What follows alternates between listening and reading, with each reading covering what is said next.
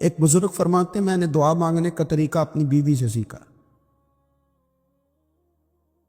دعا مانگنے کا طریقہ اپنی سیکھنے والے تو اپنے بچوں سے بھی سیکھ لیتے ہیں. ہمارے چینل کو لائک کریں، سبسکرائب کریں اور مزید ہمیں کمنٹ سیکشن میں بتائیں کہ آپ کس طرح کی ویڈیوز دیکھنا پسند کرتے ہیں. جزاک اللہ. سیکھنے والے تو ہر ایک سے سیکھتے ہیں. وہ کہتے ہیں میں نے دعا مانگنے کا سلیقہ اپنی بیوی سے سیکھا ہے. حضرت وہ کس طرح؟ فرمانے لگے میری بیوی نے نا مجھے کوئی کام بتایا، کچھ پیسوں کی ضرورت کے لیے کہا، تو میں نے اسے کہا کہ بھئی ابھی میرے پاس نہیں ہے، کچھ دنوں میں آتے ہیں تو میں دے دوں گا. عورتوں کی عادت ہوتی ہے وہ بار بار یاد کراتی ہیں. 2-4 دنوں کے بعد پھر اس نے کہا حضرت وہ میں نے کہا تھا کچھ پیسے، میں نے اسے کہا کہ ابھی میرے پاس نہیں ہے، کچھ دنوں میں ملتے ہیں تو میں تمہیں دے دوں گا. اس نے کچھ دنوں کے بعد پھر کہا حضور وہ میں نے کچھ پیسے کہے تھے.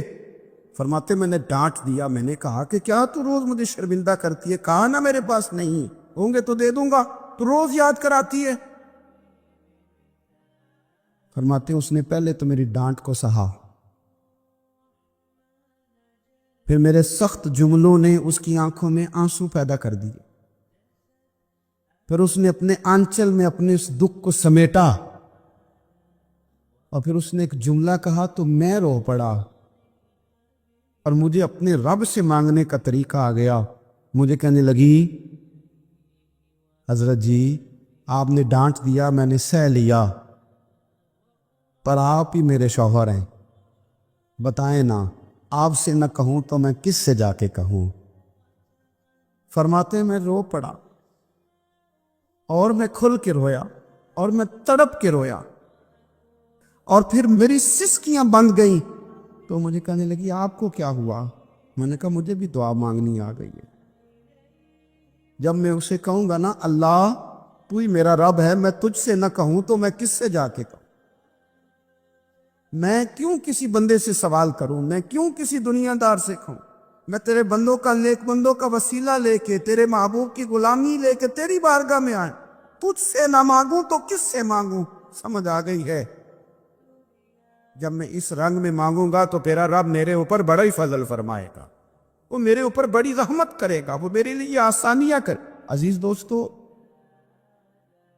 ہم اس طرح کرنے لگ گئے ہیں کہ ہم نے نا اپنے تعلقات پر اعتماد کرنا شروع کر دیا ہے. میرے تعلقات بہت ہیں. ہم نے اپنی دولت پر اعتماد کرنا شروع کر دیا، میرے پاس دولت بہت ہے. ہم نے اپنے علم پر، اپنی شہرت پر اعتماد کرنا شروع کر دیا کہ میرے پاس فلاں چیز بہت ہے. یاد رکھنا جب بے نیاز اپنی صفت بے نیازی دکھاتا ہے تو بڑی بڑی دولتوں والے مجبور نظر آتے. بھائیو جب انسان کا رشتہ اپنے مالک کے ساتھ ہوتا ہے پھر تو غم بھی کچھ نہیں کہتے، پریشانیاں بھی کچھ نہیں کہتی، پھر تو زندگی صبر والی، پھر تو زندگی توکل والی، پھر تو زندگی بھروسے والی. پھر انسان اپنے آپ کو رسوا نہیں کرتا، دنیا داروں سے امیدیں اس کی ختم ہو جاتی، امیدیں اللہ رسول سے لگا لیتا ہے، مضبوط ہو جاتا ہے، مضبوط طاقتور ہو جاتا ہے، خوددار ہو جاتا ہے، باوقار باعزت ہو جاتا ہے. حضرت بہلول دانا رحمت اللہ علیہ بیٹھے تھے تو ہارون رشید حج کر کے آ رہا تھا، تو رستے میں حضرت شیخ سے ملاقات ہو گئی تو السلام علیکم کے بعد کہنے لگا حضور کوئی حکم ہو تو بتائیے گا. تو حضرت بہلول دانا فرمانے لگے تیرا رب کون ہے؟ اس نے کہا اللہ. تو فرمایا میرا کون ہے؟ کہا اللہ. فرمانے لگے تو بڑا ہی بیوقوف ہے، کیا تو یہ سمجھتا ہے کہ رب ہارون رشید کو تو دیکھ اور بہلول دانا کو بھول جائے گا؟ تیرا بھی وہی رب ہے، میرا بھی وہی رب ہے. اس نے اگر تجھے دیکھ کے آزمایا ہے تو ہو سکتا ہے مجھے نہ دیکھ کے آزما رہا ہو. جب اس کی حکمت کے تقاضے ہوں گے تو عطا کرے گا اور دے گا. تو جا اپنا کام کر. بھائی اپنی روحانی زندگی، اپنی عبادات، اپنے وظائف، اپنے روزمرہ کے معاملات، اپنی دعائیں، اپنا استغفار، دیکھو کوئی مشکل کام تو نہیں. 2 رکوع ہیں سورہ واقعہ کے، اگر رات کو پڑھ لی جائے میں کس طرح یہ بات بیان کروں کہ تعویذ بانٹنا آسان ہے اور وظیفہ بتانا مشکل ہے؟ سارا دن تعویذ بانٹیں تو لوگ لینے کو تیار ہیں، اور اگر آپ وظیفہ بتائیں تو کہتے ہیں تو مشکل کام ہے۔ او خدا کے بندے، اگر آپ کا تعلق قرآن پاک کے ساتھ مضبوط ہو، قرآن پاک کے ساتھ اگر آپ کا رشتہ ہو، لوگ سفارشیں ڈھونڈتے ہیں نا، دنیا میں کوئی تعلق مل جائے تو میرا کام ہو جائے۔ دنیا میں اتنا مشکل معاملہ ہے، آخرت میں مجھے بتائیے گا کتنا مشکل معاملہ ہوگا۔ میرے نبی پاک صلی اللہ تعالی علیہ وسلم نے فرمایا، جو لوگ سورہ ملک پڑھا کرتے تھے نا، سورہ ملک، یہ سورت ملک قیامت میں ان کی سفارش کرے گی، اور اس طرح کرے گی کہ کہے گی اے اللہ یہاں اس بندے کو جنت میں داخل کر دے یا مجھے قرآن پاک سے علیحدہ کر۔ تو رب فرمائے گا جا اس کا دامن تھام کے اسے جنت تک پہنچایا۔ آپ بات کو سمجھیں، جب آپ کے تعلقات اپنے معاملات کے ساتھ مضبوط ہوں گے، یہ نبی کریم نے وعدہ کیا ہے کہ تو سورت واقعہ پڑھ تیرے گھر میں فاقہ نہیں آئے۔ حضرت عبداللہ ابن مسعود رضی اللہ تعالیٰ عنہ بیمار تھے تو حضرت عثمان غنی رضی اللہ تعالیٰ عنہ تیمارداری کے لیے تشریف لے گئے، اور جا کر کے کہا کہ آپ بڑے بیمار ہیں، آپ کی بیٹیاں زیادہ ہیں، میں چاہتا ہوں کہ خزانے میں سے کچھ مدد کروں۔ تو سیدنا عبداللہ ابن مسعود رضی اللہ تعالیٰ عنہ اٹھ کے بیٹھ گئے اور کہنے لگے امیر المومنین، اللہ آپ کو میری طرف سے، میری بیٹیوں کی طرف سے بہتر صلہ دے، میری بیٹیوں کو کسی خزانے کی ضرورت نہیں، میں نے انہیں خزانہ دے دیا ہے۔ کہا جناب آپ نے کون سا خزانہ دیا ہے، میں آپ کے مالی معاملات کو جانتا ہوں۔ تو فرمانے لگے امیر المومنین، میرے نبی کریم نے فرمایا ہے جو سورت واقعہ پڑھے اسے کبھی فاقہ نہیں آتا، میں نے بیٹیوں کو یاد کرا دی ہے، یہ خزانہ میں نے انہیں دے دیا ہے۔ وہ سارے والدین سنیں جو بیٹیوں کے لیے پریشان رہتے۔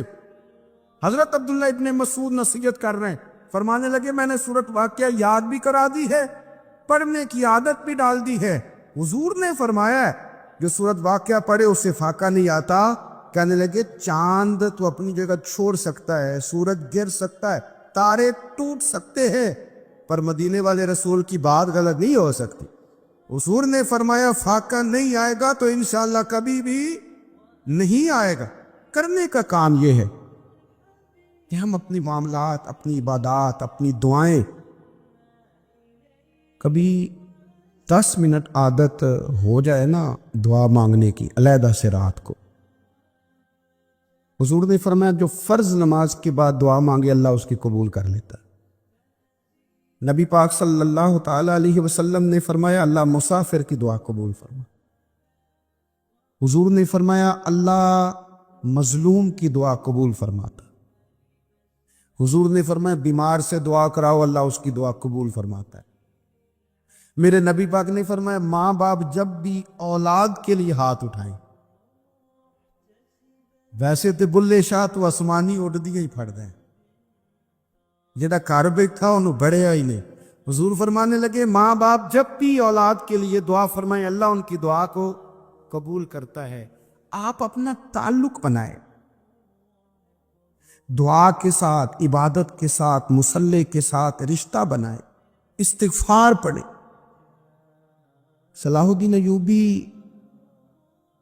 صلیبی جنگوں میں تھے، رات کو مسجد اقصیٰ میں نماز پڑھی تو پریشان تھے۔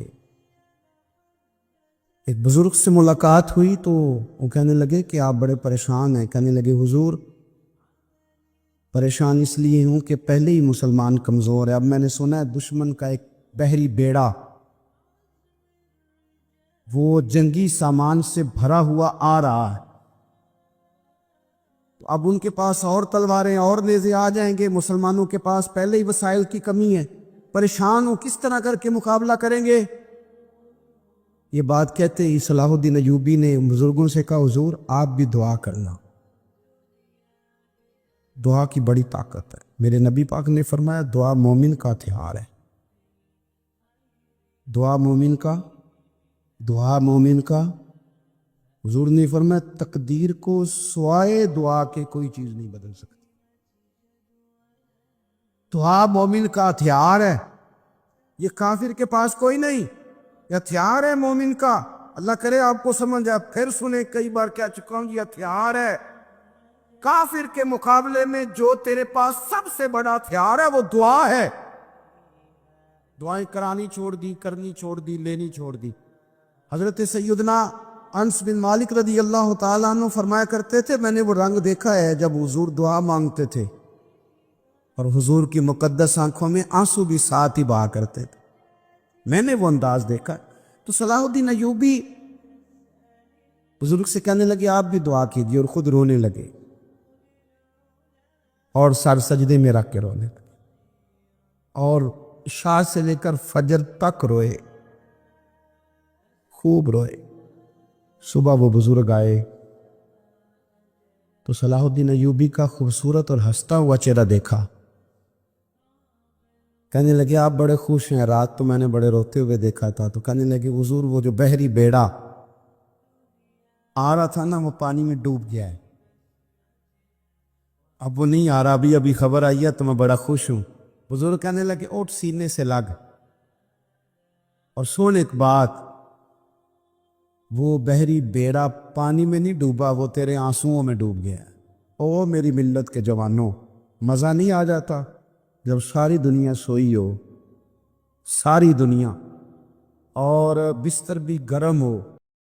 ہمارے چینل کو لائک کریں, سبسکرائب کریں, اور مزید ہمیں کمنٹ سیکشن میں بتائیں کہ آپ کس طرح کی ویڈیوز دیکھنا پسند کرتے ہیں. جزاک اللہ.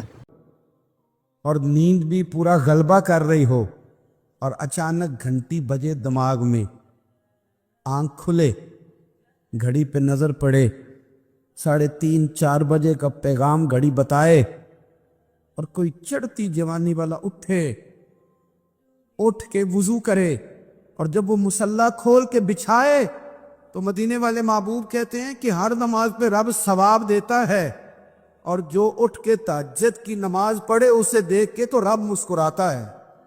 وہ مسکراتا ہے, خوش ہوتا ہے کہ میرا بندہ تہجد میں اٹھ گیا, وہ مسکراتا ہے.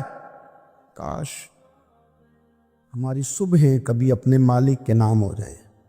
کاش کے صبح. حضرت ابو الحسن رحمۃ اللہ تعالیٰ علیہ حضرت معاذ ابن جبل رضی اللہ تعالیٰ عنہ کے پاس بیٹھا کرتے تھے.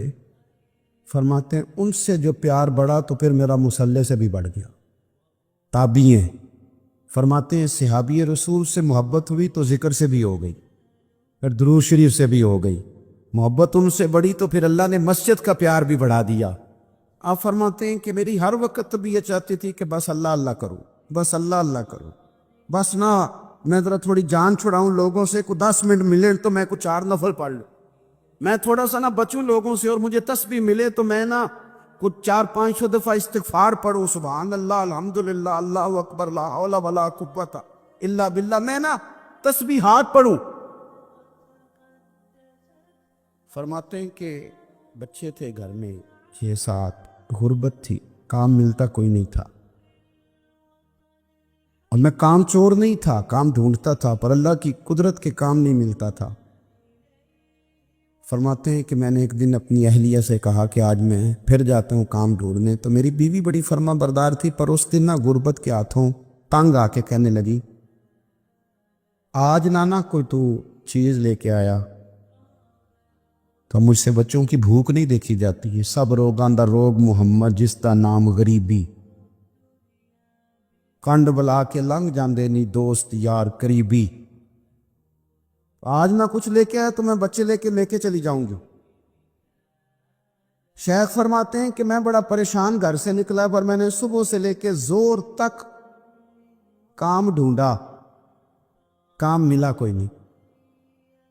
تو میرے دل میں خیال آیا چلو کام نہیں ملتا تو اللہ اللہ تو کرے نا, چلو بندوں کی مزدوری نہیں ملتی تو رب کریم کی عبادت ہی کرتے ہیں. فرماتے ہیں کہ میں نے نا فرات کے پانی سے وضو کیا, نہر کے, شدید دھوپ تھی, ساتھ ریت تھی, اور ریت تپ رہی تھی. میں نے اپنا رومال وہیں مصلی کے طور پر بچھا لیا, اور فرماتے ہیں کہ زور سے لے کر عصر تک نماز پڑھی, دھوپ بھی پورے زور پہ, پر میرے سجدے کا ذوق بھی پورے زور پہ. فرماتے ہیں سورج بھی چمک رہا ہے اور رب کی عبادت کا ذوق بھی پورے زور پہ. میں سجدہ کروں تو پھر میرا اٹھانے کو جی نہ چاہے۔ میرے استاد لکھا کرتے تھے، یہ ان کا شعر ہے، وہ کہا کرتے تھے مجھے سوز دے، مجھے ساز دے، اور مجھے نیم شب کا نیاز دے، دم سجدہ خود کو میں توڑ دوں، مجھے ایسا ذوق نماز دے۔ اور میں تیری بہار کا پھول ہوں، میں کھلا بھی ہوں تو تیرے لیے، مجھے میری شاخ سے توڑ لے، مجھے اپنی زلف کا ناز دے۔ بھائی فرماتے ہیں کہ عصر تک میں نے نفل پڑھے، دل ڈھلنے لگا، عصر کی نماز پڑھی اور میں وہاں سے چلا۔ اب میں جب نکلنے لگا تو دل میں خیال آیا کہ چھوٹی چھوٹی دیواریں ہیں گھر کی، بغیر کچھ لیے جاؤں گا تو بیوی دور سے دیکھے گی تو شور کرے گی کہ پھر خالی ہاتھ آ گیا ہے۔ کہتے میں نے اپنے اسی رومال میں جس پہ میں نے نماز پڑھی تھی نا، رومال میں کیا کہتے پنجابی جو صافہ کہتے ہیں، اسی میں نا میں نے کچھ ریت بھر لی کہ وہ دور سے دیکھے گی تو سمجھے گی کچھ لے کے آیا ہے، چلو جا کے اسے بتا دوں گا کہ آج پھر مزدوری نہیں ملی۔ کہتے ہیں وہ ریت لے کر جب میں گھر میں گیا تو پہلے بیوی دروازے پہ کھڑی ہوتی تھی، پوچھتی تھی خالی ہاتھ آ گئے ہو؟ آج میں نے دیکھا تو ہے ہی کوئی نہیں۔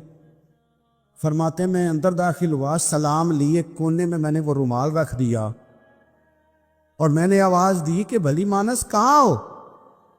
تو وہ کہنے لگی آپ منہ ہاتھ دھو لیں، میں روٹی لے کے آئی۔ میں نے کہا روٹی کہاں سے آ گئی؟ یہاں تو کئی دنوں کے فاقے ہیں، تو کئی دنوں کی غربت ہے، یہاں تو اس گھر میں تو فقیری ہے۔ فرماتے ہیں کہ وہ روٹی لے کے آئی اور اس وقت کی جو موجودہ نعمتیں تھیں، سمجھ لیں سلاد، اچار، ہر چیز ساتھ لائی۔ میں نے کہا کہ بچے کہاں گئے؟ کہنے لگی وہ کھانا کھا کے کھیلنے گئے، آپ کھانا کھا لیں آ جاتے۔ کھانا اس نے چن دیا۔ میں نے حیرت انگیز لہجے میں ساری نعمتیں اپنے دسترخوان پہ دیکھ کر کے بیوی سے پوچھا یہ کہاں سے آیا کھانا؟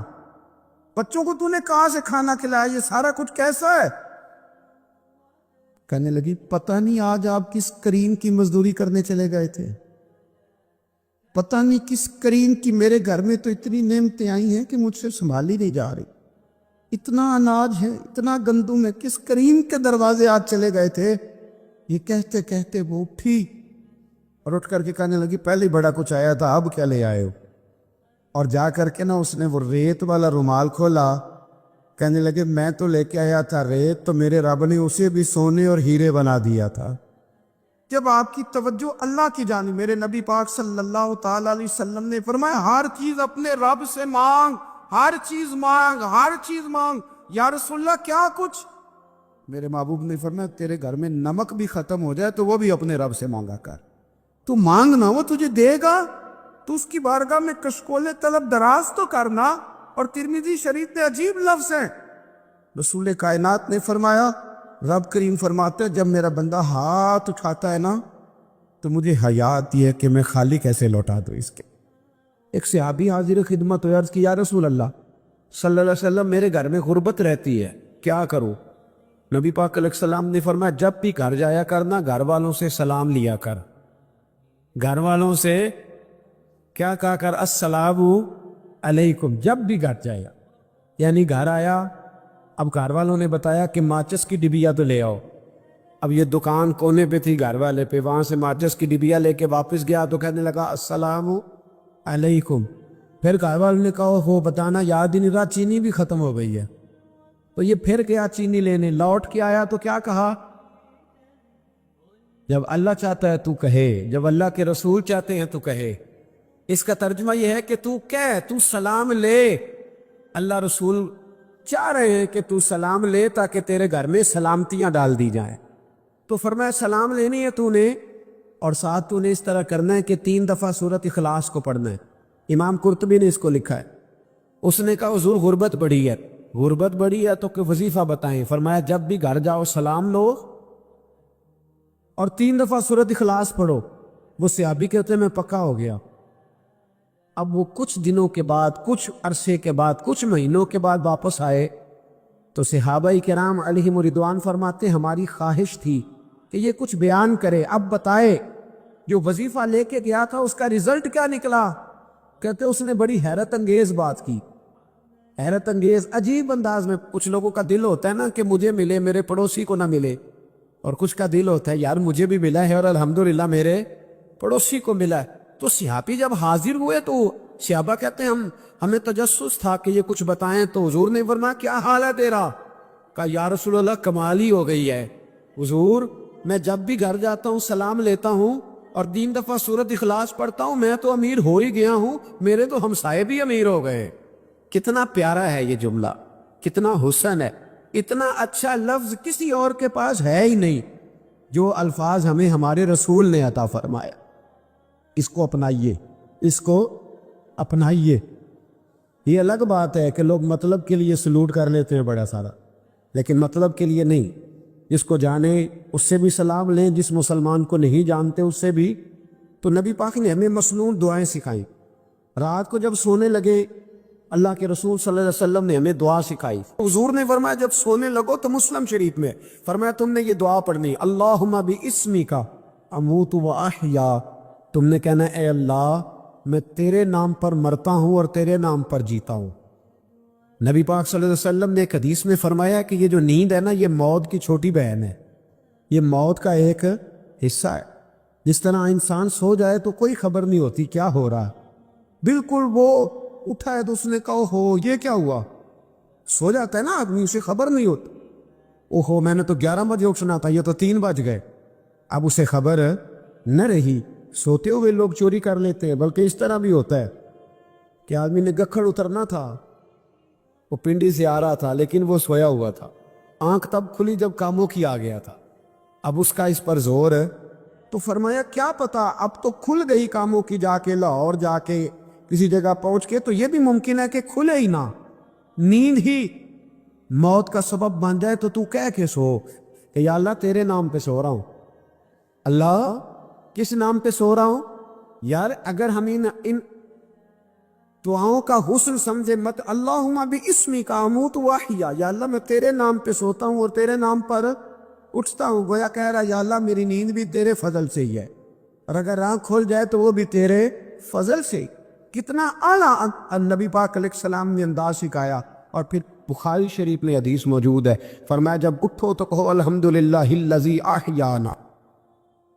احیانا بعد ما اماتنا والیہ النشور، فرمایا جب تم سو کے اٹھو تو پھر کہو اے اللہ ساری تعریفیں تیرے لیے، تمام تعریفیں جس نے ہمیں موت کے بعد حیات دی، موت کے بعد فرمایا احیانا بعد ما اماتنا، ہمیں مرنے کے بعد گویا اللہ کا شکر ادا کر کے آنکھ کھل گئی۔ دیکھیں کس طرح اسلام مسلمان کو اللہ کے ساتھ جوڑتا ہے۔ فرمایا شکر کر، آنکھ کھل گئی، کہ یا اللہ تیرا شکر ہے تو نے موت کے بعد ہمیں دوبارہ حیات عطا فرمائی، یہ شکر ادا کرو۔ گویا تم یہ نہ کہنا کہ میں اٹھ گیا ہوں تو میرا کمال ہے، یہ نہ سمجھنا میں اٹھ گیا ہوں تو میں بڑا پابند ہوں، جب میں ارادہ کر لوں کہ میں نے 11 بجے اٹھنا ہے تو پھر میں اٹھ جاتا ہوں۔ یہ نہ کہنا کہ یہ الارم بڑا اچھا ہے، یہ مجھے اٹھا لیتا ہے۔ ذہن کے اندر خیال کر کہ نیند تو موت کی طرح تھی، یہ جو میں اٹھ گیا ہوں تو اپنے رب کے فضل سے اٹھتا ہوں، جو میں اٹھ گیا ہوں، جو ابھی اٹھے وہ تو بول دینا کم از کم کہ میں اپنے رب کے فضل سے اٹھ گیا۔ تو دعا سکھائی۔ پھر دیکھیے نبی پاک صلی اللہ علیہ وسلم نے فرمایا جب تم بیت الخلاء میں جاتے ہو نا، واش روم میں جاتے ہو، تو گندی چیزیں ہوتی ہیں وہاں، شیطان ہوتے ہیں، جنات ہوتے ہیں، یہ گندگی پہ ہوتے۔ جب تم واش روم جاؤ، بیت الخلاء جائے، تب بھی دعا مانگو۔ کیا دعا مانگو؟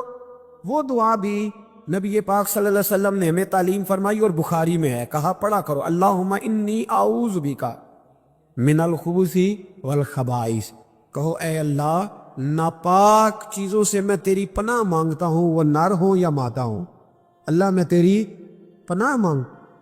واش روم کے اندر بہت ساری بری چیزیں ہوتی، جوان میری بات پر توجہ فرمائیں، وہاں بہت ساری گندی چیزیں ہوتی۔ انسان کئی دفعہ واش روم میں جاتا ہے، اسے وسوسے زیادہ آتے ہیں، یہ نوٹ کریں میری بات۔ اصل میں نا ہم ڈھونڈ رہے ہیں علاج اپنی بیماریوں کا، حالانکہ علاج تو سارا مدینے والے رسول کے پاس موجود ہے، محبوب کے پاس ساری دوائیاں ہیں۔ تو نبی پاک علیہ السلام دیکھیں نا، انسان واش روم میں جاتا ہے اسے وسوسے آتے، برے خیالات آتے، وہ گناہ کی طرف کئی دفعہ مائل ہوتا ہے تو کہا تو دعا پڑھ کے جا، اللہم انی اعوذ بکا، یا اللہ میں تیری پناہ مانگتا ہوں، من الخبث والخبائث، ہر خبیث اور بری چیز سے میں تیری پناہ مانگتا ہوں، وہ نر ہو یا یار کتنا عظیم دین ہے، کتنا عظیم میرے مصطفیٰ کریم کا وہ والا دین ہے۔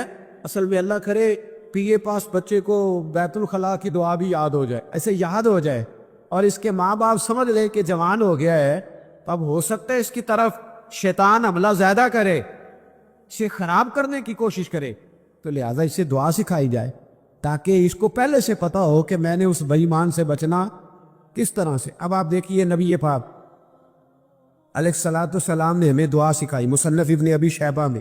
کون سی دعا؟ واش روم سے نکلنے کی۔ اللہ اکبر، بڑی زبردست دعا ہے، بڑی زبردست۔ آپ یقین کریں اس ایک ایک دعا پر ایک ایک پورا بیان ہو سکتا ہے، ایک ایک۔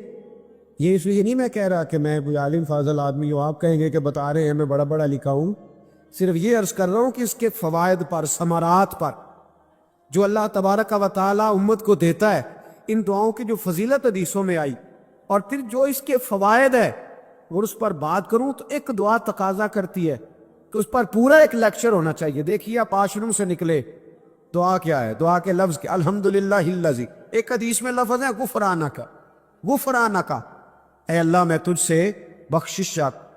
اور جو مشہور اور معروف ہے، مصنف ابن ابی شیبہ کی روایت، فرمایا الحمدللہ الذی اذھب عنی العذاب عافانی، فرمایا اے اللہ تیرا شکر ہے، واش روم سے نکلا ہے تو کہہ رہا ہے یا اللہ تیرا شکر ہے، تو نے مجھ سے اذیت دور کی، وعافانی، اور تو نے مجھے عافیت عطا کر دی، اذیت دور کر دی اور عافیت۔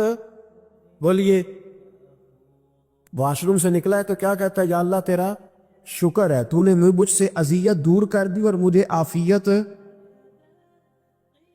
ڈاکٹر، حکیم، ہومیوپیتھک ایک چیز پر متفق کم ہوتے ہیں، پتہ ہے نا آپ کو، لیکن اس بات پر سب کا اتفاق ہے کہ اگر کسی کو قبض ہو جائے نا تو شاید 70 یا 72 بیماریاں لگ جاتی ہیں اس کو۔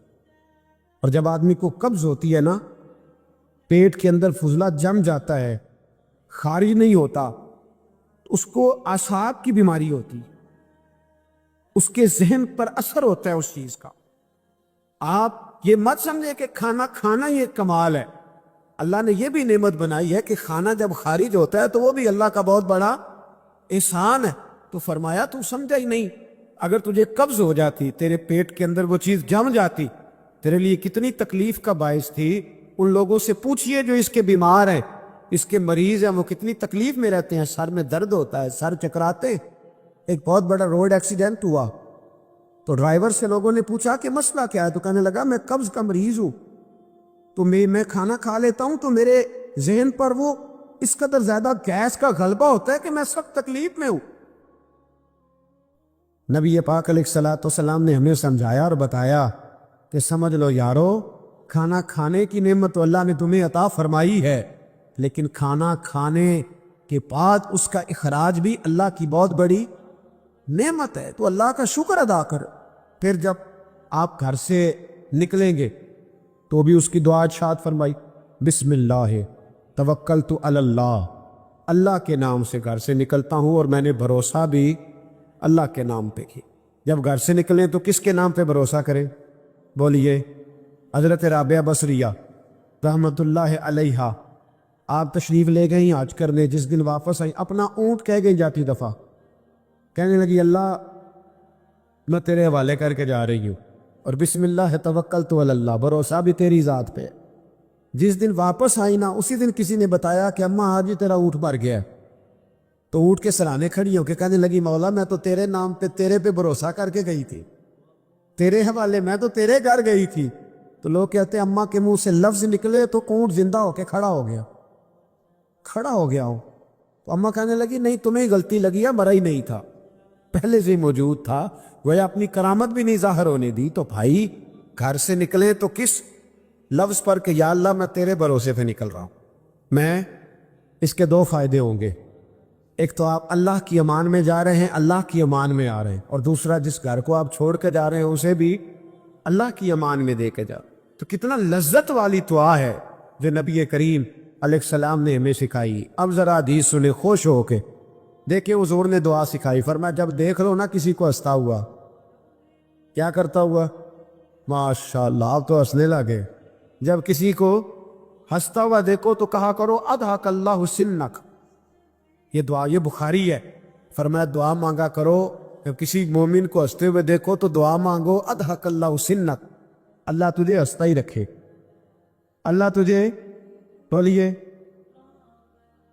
جل نہ جایا کرو کہ میں پریشان ہوں تو یہ ہنس کیوں رہا ہے, جھلا نہ کرو, بلکہ کیا کہا کرو اللہ تجھے ہنستا رکھے, اللہ تجھے. نبی پاک صلی اللہ تعالیٰ علیہ وآلہ وسلم نے فرمایا, ترمذی میں حضرت اسامہ بن زید رضی اللہ تعالیٰ عنہ سے حدیث مروی ہے, حضور نے فرمایا جس نے کسی کے ساتھ احسان کیا اور جس پر احسان کیا, اگر اس نے یہ دعا پڑھ دی نا جزاک اللہ خیرا, تو فرمایا اس نے اللہ کی بھی پوری حمد کر دی اور محسن کا صحیح شکریہ بھی ادا کر دیا. کیا کہنا ہے؟ جزاک اللہ, اللہ تجھے بہترین جزا عطا کر. اس کا ترجمہ کیا ہے؟ اللہ تجھے بہترین, کیونکہ حضور فرماتے ہیں من لم یشکر الناس ولم یشکر اللہ, جس نے بندوں کا شکریہ ادا نہیں کیا اس نے اللہ کا بھی شکریہ ادا نہیں کرنا. تو کیا کہنا چاہیے؟ جزاک اللہ خیرت. اور اگر اماں کہتی ہو بچوں کو انگریزی سکھانی ہے تو کیا کہنا ہے پھر؟ شکریہ ادا کرنے میں کیا کہنا ہے؟ Thanks, thank you.